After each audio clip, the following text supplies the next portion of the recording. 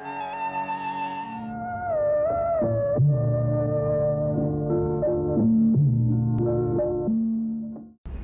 Rajmohan Gandhi ji, Shri Shashikant Kapoor, ladies and gentlemen,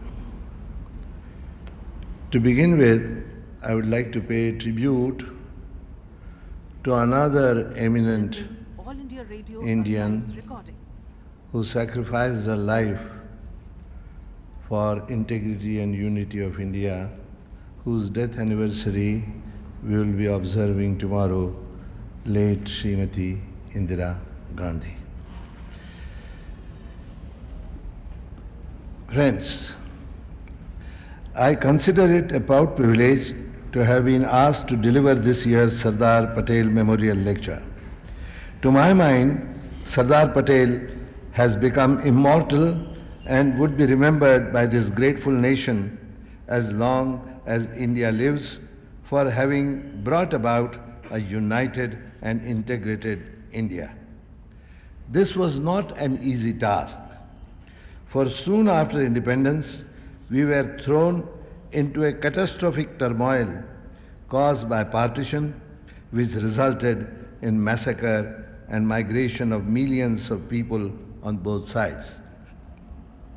The most important task was to successfully persuade the rulers of more than 554 states and to assimilate them in the structure of New India and become a part of the nation.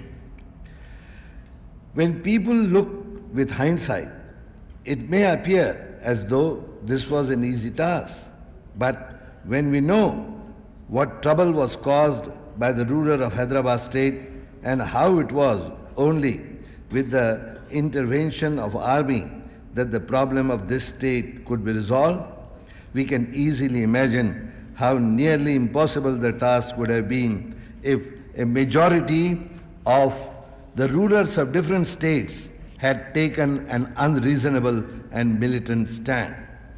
It is therefore to the credit of statesmanship as well as firmness of Sardar Patel that this problem was so efficiently tackled. The biggest malady which resulted firstly in the partition of India and which has continued to plague us even today is the question of the two-nation theory based on religion. This question of relationship between two major communities, namely the Hindus and Muslims, has to be understood and tackled with a sense of finality. Because even today, this is the main question which once again is seriously threatening the unity and integrity of India, for which Sardar Patel had worked till the end of his life. Therefore, I intend to deal with this in today's lecture. In my humble opinion, the most important aspect is to consider whether religion can be the only basis for establishment of a nation state as is understood in modern political parlance.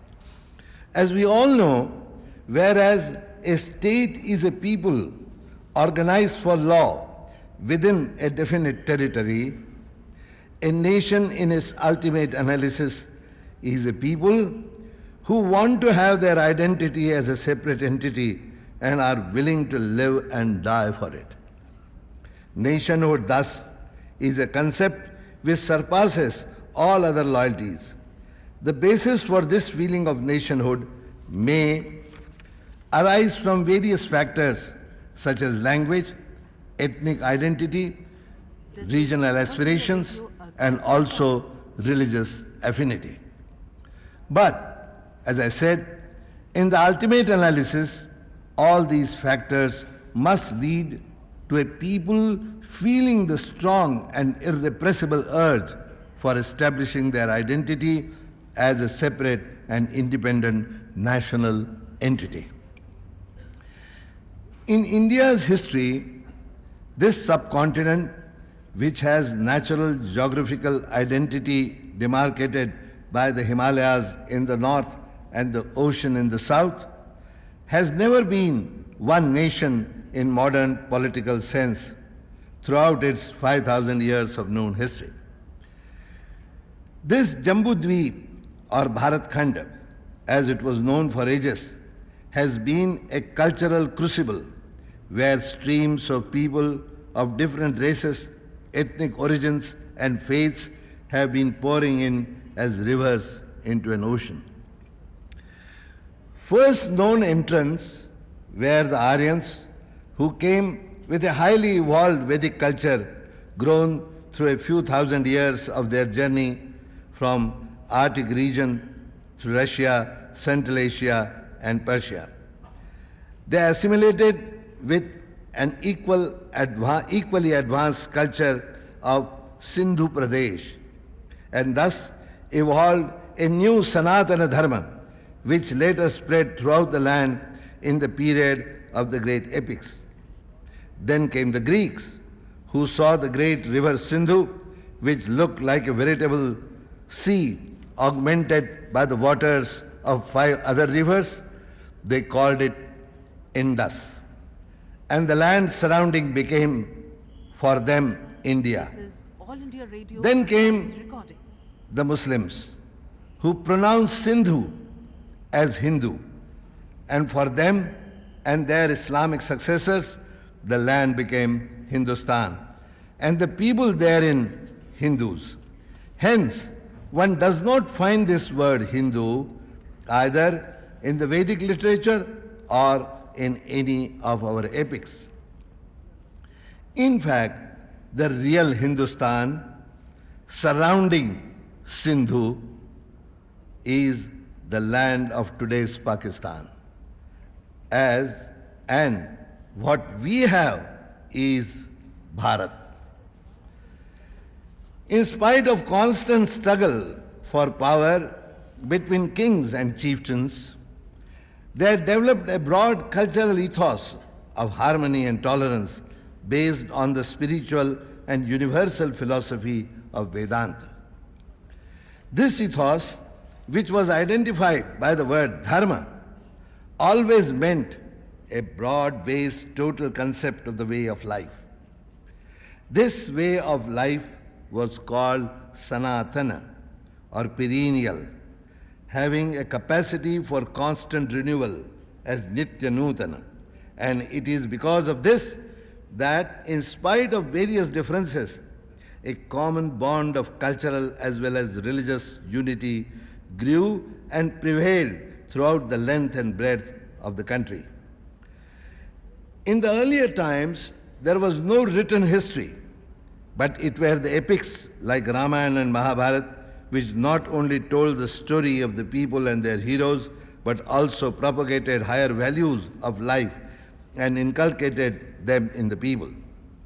The influence of this dharma spread widely in the entire region of Southeast Asia.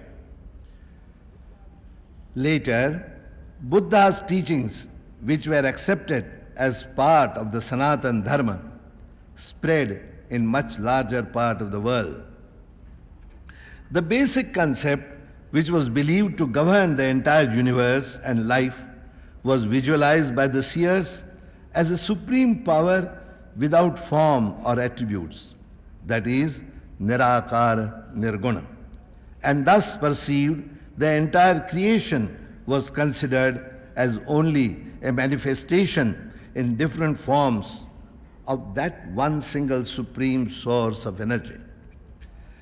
But the followers of different paths or religions, due to limited interpretation, emphasized only the differences and claimed that their concept of God and the way of life given by Him was alone true and superior to others. They thought it their duty to convert others to their faith, and although originally all faiths preach love and brotherhood, the bigoted followers were willing to resort to violence and force for this conversion. The thinkers of the society, or seers and prophets as they were called, always reminded the people of the basic oneness and brought them back on the right path.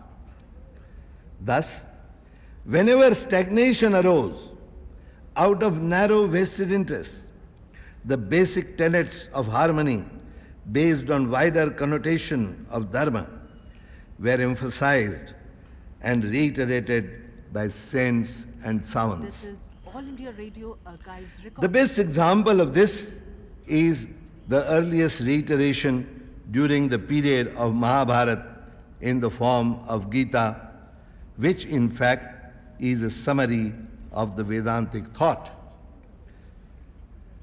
Similarly, it has been categorically stated in authorities like Bhagavad Gita that the categorization or varna, that is, the four broad classifications, were based entirely on guna and karma, qualities and actions, and not on birth.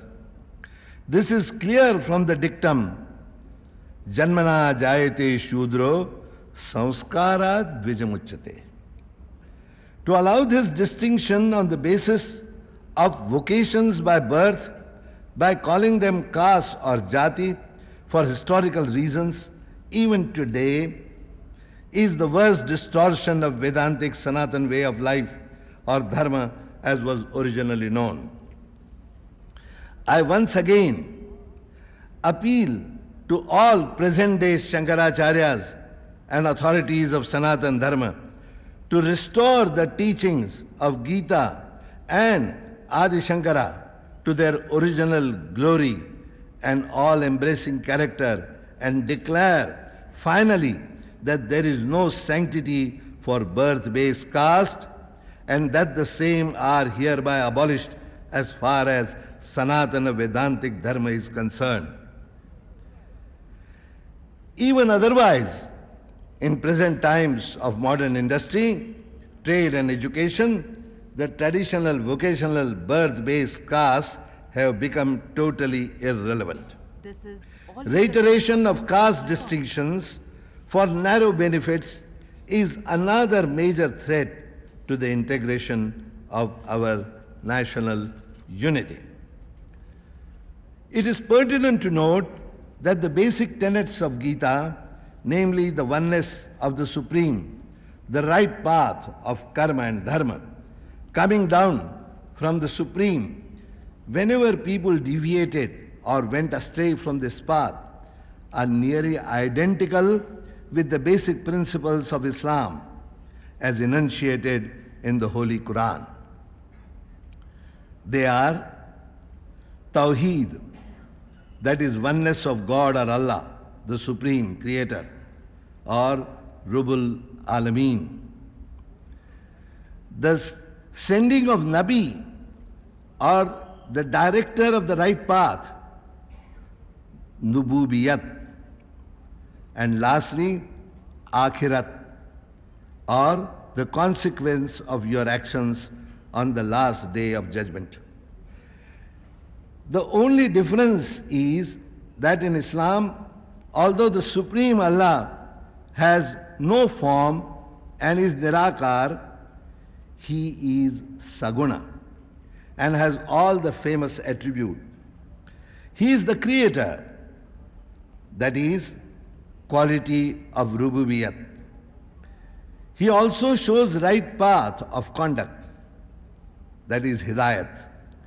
He is very kind and just, Rahman or Rahim, and He is the dispenser of justice.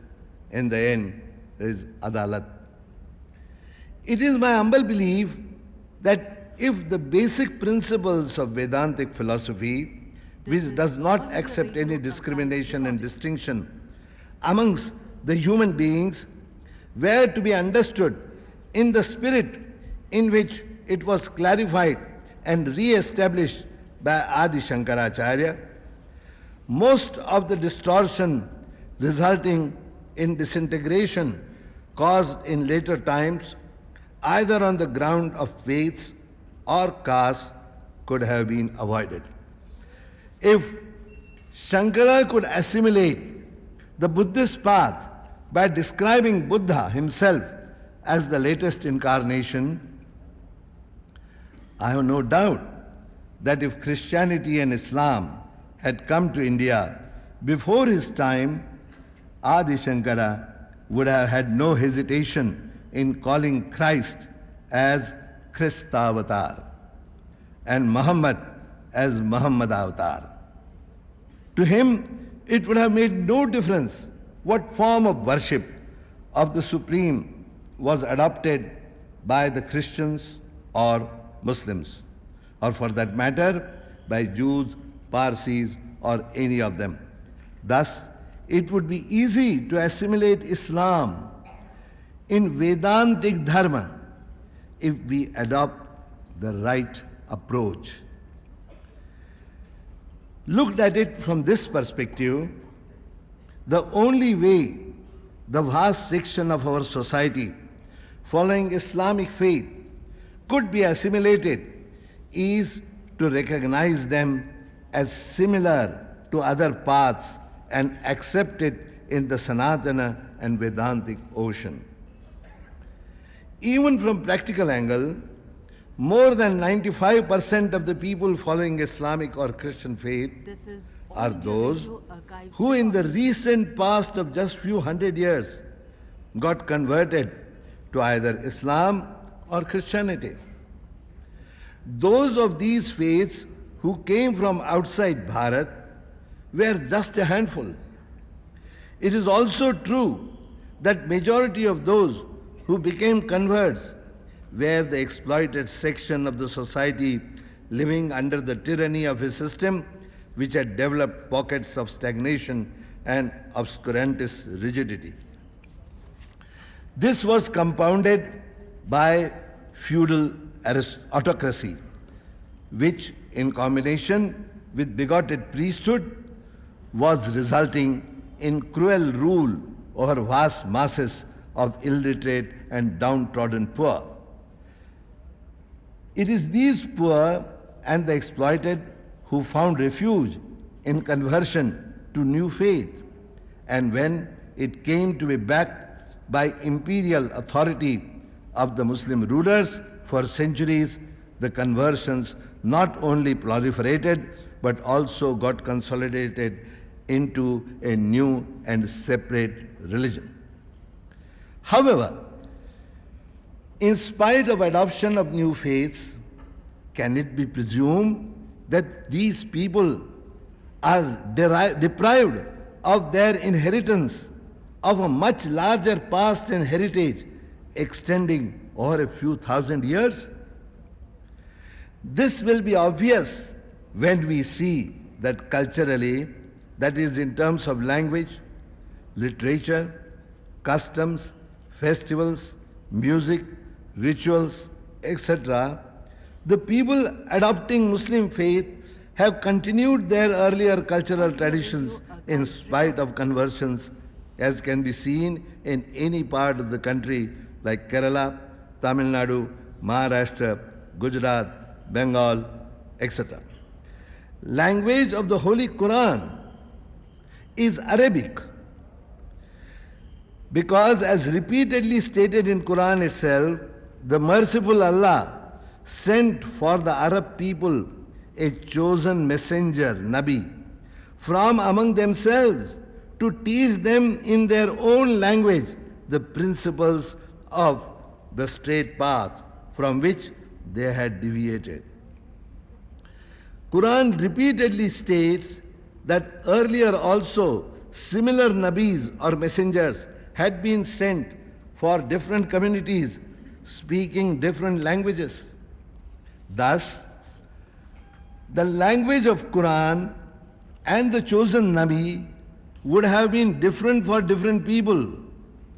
Yet hardly a few Muslims in India can read Arabic, or for that matter, even Urdu, which also is not the language of the Holy Quran.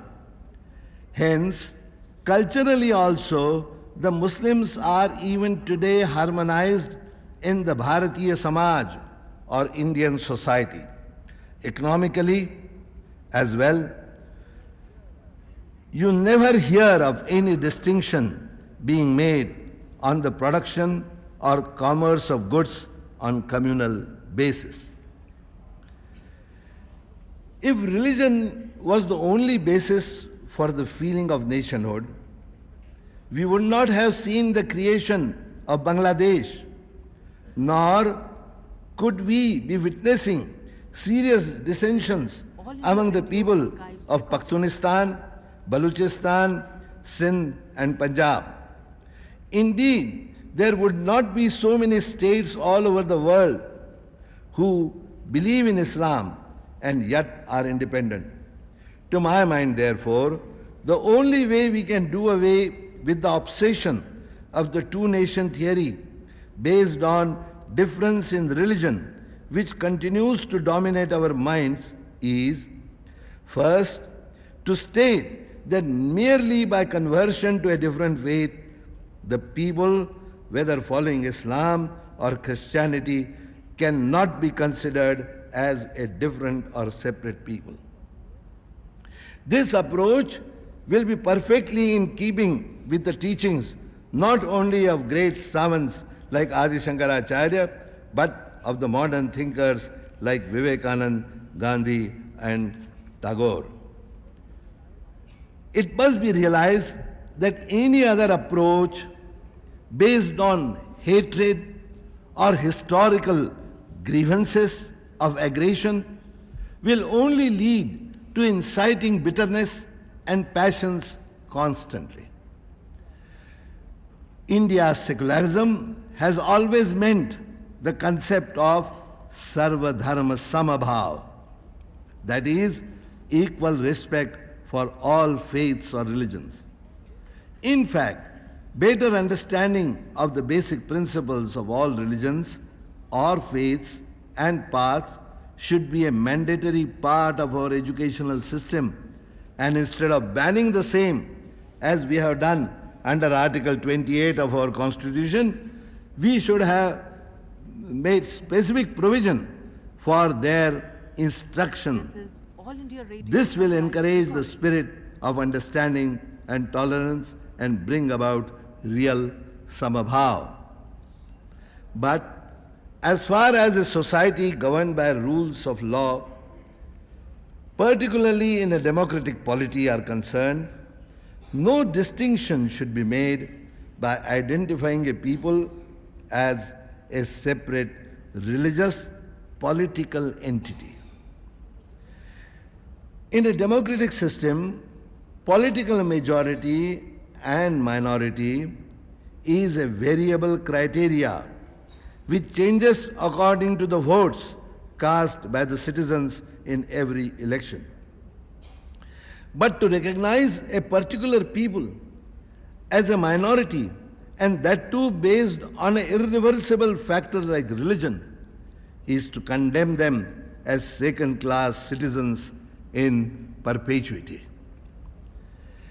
It is my considered view that having begun both in our preamble and in Part 3 of the Constitution dealing with fundamental rights, with the declaration of our adherence to the principle of equality among all citizens, and having clearly stated in Article 15 that we shall not discriminate against citizens on the basis of religion, race, caste, etc., we have deviated from this principle in Article 30 the moment we recognize the rights of a religious minority.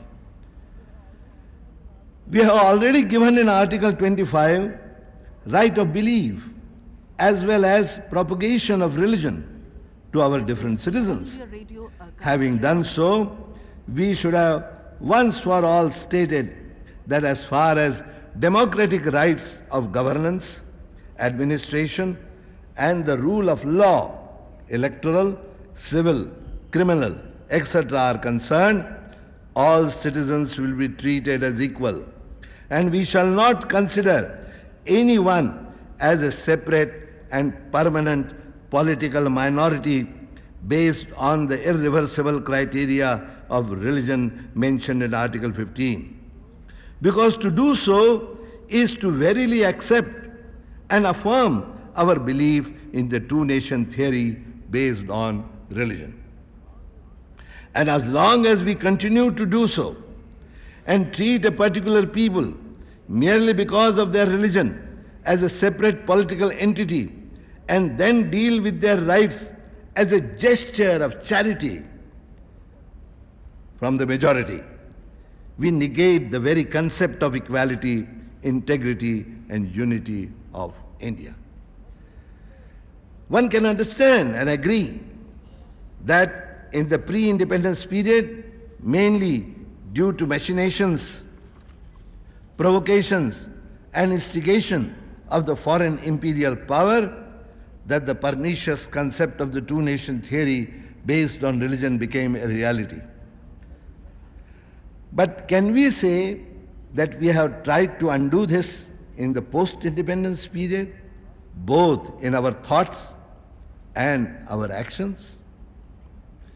Is it not true that all political parties, including the major political force, namely the Congress, have willy-nilly succumbed to the concept of recognizing a large section of nearly 140 million people of our society as a political minority based on religion, and then continued to deal with them both for electoral gains and otherwise as a vote bank? Repeatedly, we find new champions of the cause of minorities vying for their support when political power is at stake. I sincerely believe that in so doing, we are being most unfair to this section of the society who will never be allowed to feel as equals with the so-called majority and would always be forced to look to others for support, even for their economic well-being. At every stage, they will be made to believe that they are being denied equal opportunities mainly because of their difference in religion. This, in my humble opinion, is the most undemocratic and cruel act of humiliation towards any people. When I try to place myself in the position of a Muslim or a Christian young man who feels that he is deprived of certain opportunities because of his religion and that he will have no chance ever of coming on par with those of majority, I feel utterly suffocated and humiliated. Then again, the so-called Hindu majority itself is a myth when considered from the fact that with the slightest blow of caste-based reservations, the entire society has been shaken and scattered to 1,000 birth-based permanent factions. To club them together and call them collectively a majority is thus a political misnomer. Opportunities because of his religion, and that he will have no chance ever of coming on par with those of majority, I feel utterly suffocated and humiliated. Then again, the so-called Hindu majority itself is a myth when considered from the fact that with the slightest blow of caste-based reservations, the entire society has been shaken and scattered to 1,000 birth-based permanent factions. To club them together and call them collectively a majority is thus a political misnomer. I therefore appeal to all thinking men in this country to once for all bury the differentiation of the pernicious two-nation theory based on religion by rejecting it and then ejecting it first from our minds. The only way this can be done is to accept and assimilate people mainly of Islamic faith, as well as other faiths like Christianity, as being similar to other faiths of the Vedantic Sanatan Dharma or eternal way of life, which believes in upholding the entire society without any distinction. This has been categorically stated in the very famous meaning of the word dharma, namely, dharayate iti dharmaha. Dharanat dharma ityahu. Dharmo dharayati prajaha. Secondly, by suitably amending the Constitution of India, we should declare that there shall be no recognition of a religious minority. In this context, there would be no need to have minority commissions for religious minorities, which in terms is a negation of the principle of equality. The same is true about recognizing and identifying certain castes and then thinking of conferring of certain privileges on them. This again results in denigration and humiliation in perpetuity. It is high time the Hindu law was amended and birth-based caste system abolished by law. I feel that the greatest danger of disintegration of Indian society lies in recognition and reiteration of these irreversible identities, whether based on religion, caste, language, or otherwise. This is how the erstwhile Soviet system, as well as the state of Yugoslavia, have disintegrated. The solution lies in true democratic and secular assimilation in the spirit of harmony by recognizing all as truly equal citizens. A beginning can be made by deleting the column of religion and caste from our census and from all institutions of education, services, and administration. If once we look at this whole problem of refusing to identify and differentiate members of society on the basis of these irrevocable and irreversible factors, even the problems of Kashmir as well as the remnants of separatist tendencies in Punjab can be resolved. Once we declare that we shall not recognize any people as majority or minority based on their faith, nor shall we consider any political rights on that basis, the question of Kashmir will cease to be a matter of dispute between India and Pakistan. We can then, with open mind, allow the people of Kashmir to elect their representatives freely and in a fair manner, and whosoever gets electoral majority should be allowed to govern as a part and parcel of a democratic state of Bharat. In the context of treating them as equals, as spelled out by me above, the Muslims of India will progressively feel that they are not being treated as aliens or as second-class citizens, and in practice, when they see that they are not being discriminated against, slowly but surely the assimilation in the entire Indian society or Bharatiya Samaj will take place.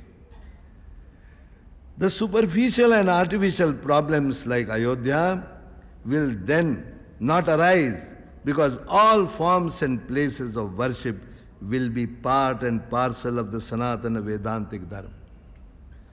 In such an atmosphere, people of both faiths, and as a matter of fact, hand in hand with people of other different faiths as well, can join together in building religious places of worship in a common complex to declare their faith in the oneness of God, the Supreme.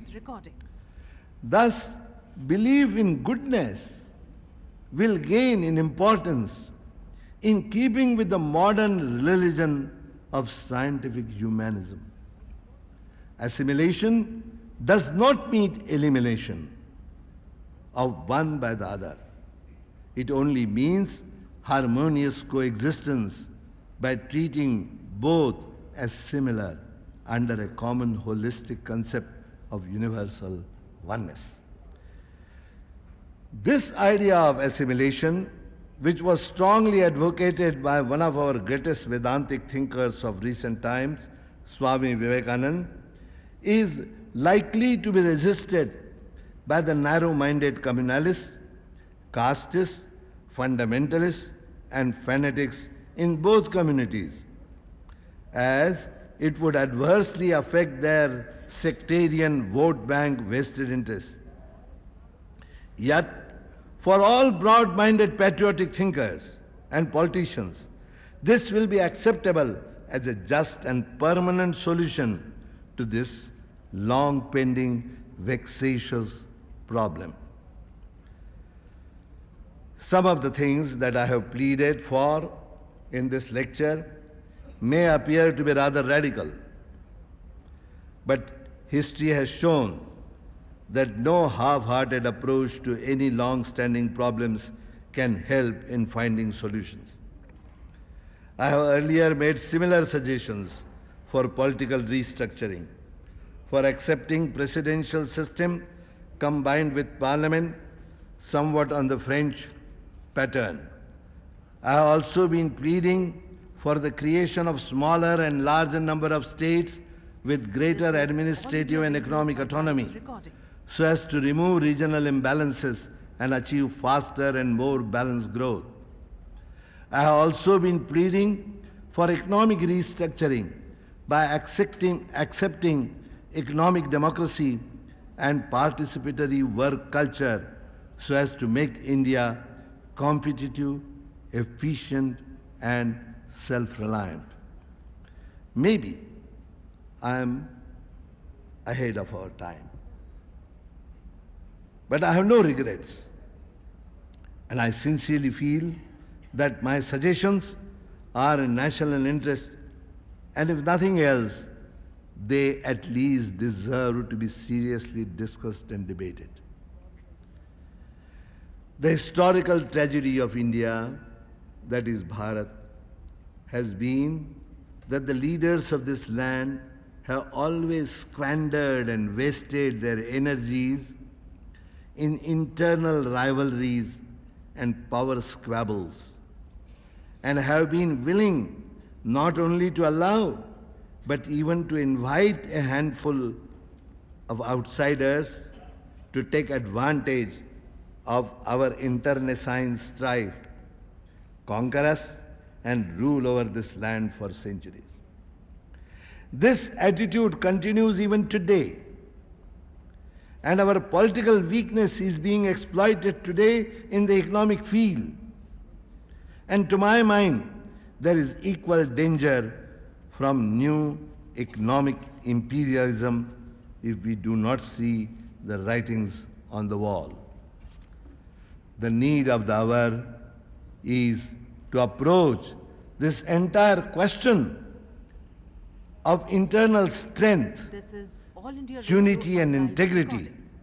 with the statesman-like sagacity and iron will like that of Sardar Patel. It is only then that his dream of a united and integrated India can be achieved. Thank you very much.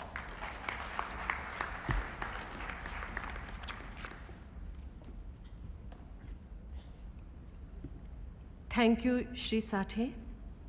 May I now request our guest of honor, Shri Rajmohan Gandhi, to deliver his presidential address. Shri Rajmohan Gandhi.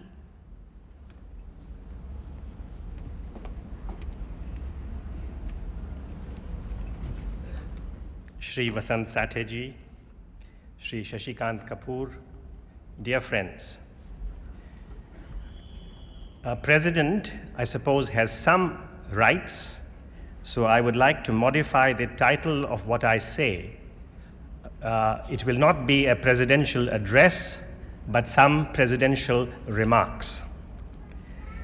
It is a high honor to be asked to be the chief guest and to preside at this evening's Sardar Patel Memorial Lecture by Shri Vasant Sathe. I thank All India Radio, Shri Shashikant Kapoor, for extending this opportunity to me. It is a great joy and privilege to me to be in Nagpur, I must confess, for the first time in my life. I apologize for denying this privilege.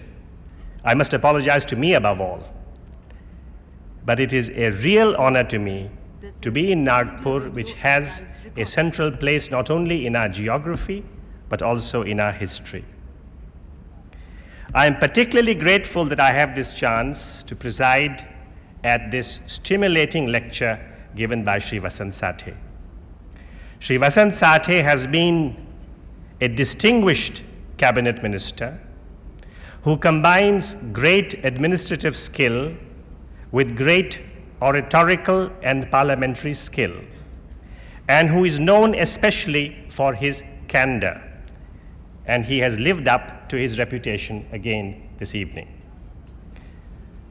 Sardar Vallabhbhai Patel, who guarded our unity and our integrity like a powerful sentinel at our borders, also was our Minister for Information and Broadcasting.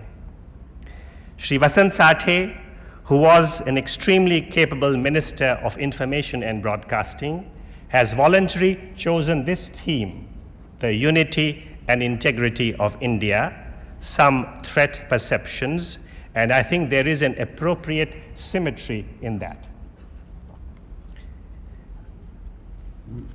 Shri Sathe has been audacious in his recommendations. He is audacious in his expectations. He is frank in his articulation. In effect, he would like the religious labels to be abolished. He doesn't want the abolition of religion, but he would like the abolition of religious labels that seem to divide one group from another. He would like to abolish the caste label, and I think left to him, he would like to abolish caste altogether. These are audacious expectations.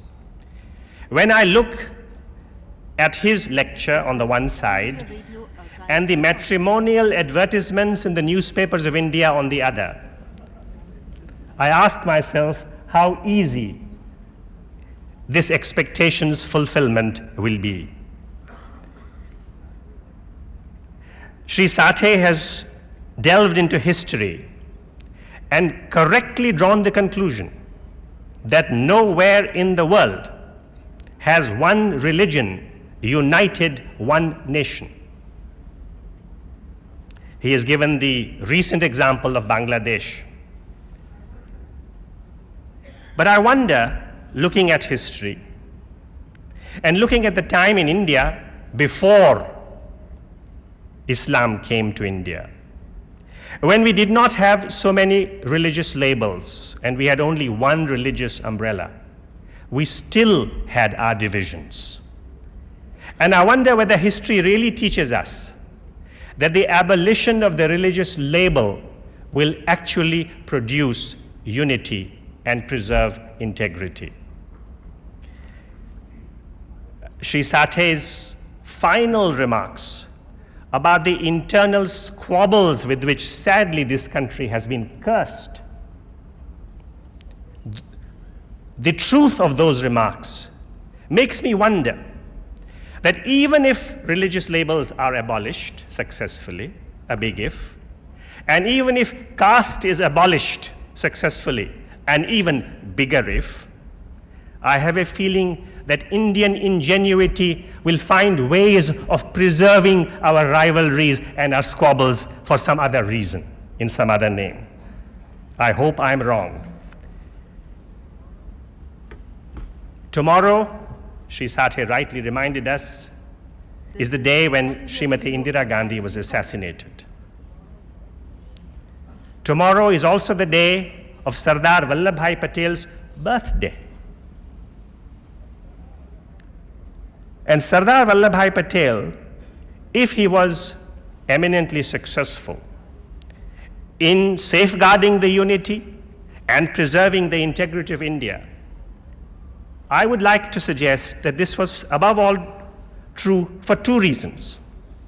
One, he applied the law without fear or favor.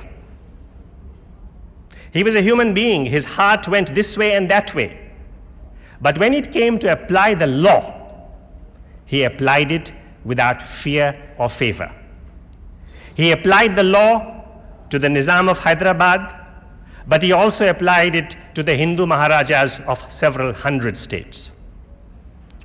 He applied the law without fear or favor.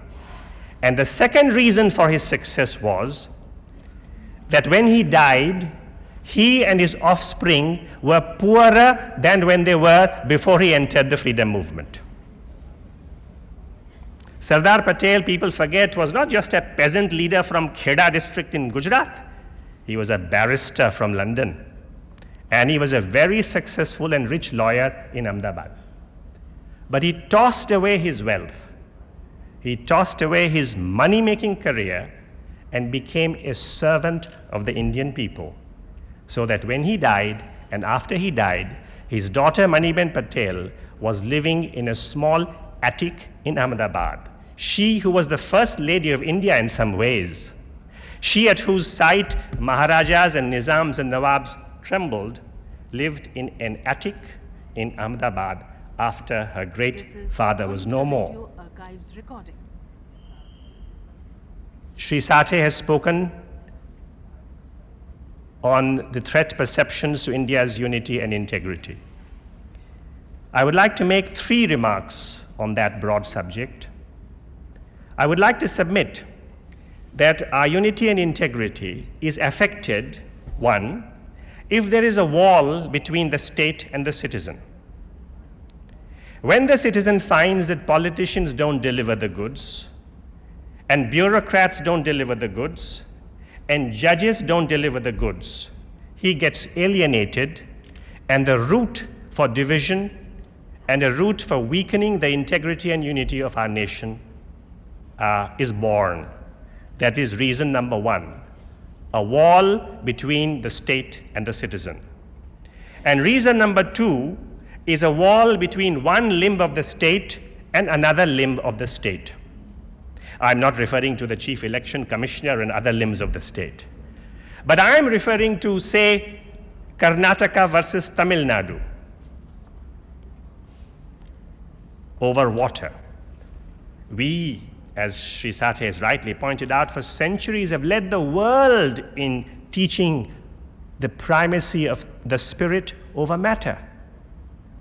But we don't have the common sense to apply the truths we know to resolve one dispute over sharing water between 2 states. One state fights with another state. The legislature may fight with the judiciary. The politicians blame it all on the bureaucrats, and we know what the bureaucrats think about the politicians. So when one limb of the state fights with another limb of the state, that is also an occasion, an opportunity for the plant of disunity to grow. And the third opportunity is provided when there is a wall, a chasm between a citizen and between one group of citizens and another group of citizens.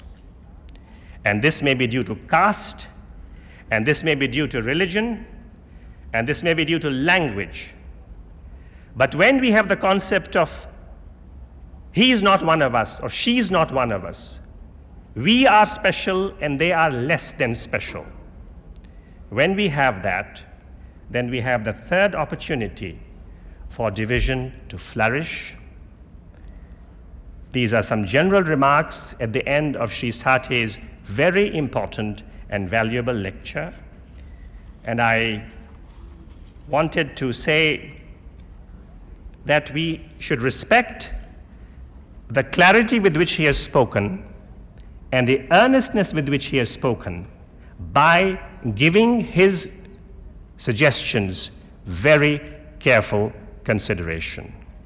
May I thank you for giving me this opportunity, and once more thank all of you for giving me a chance to interact very briefly with the people of Nagpur.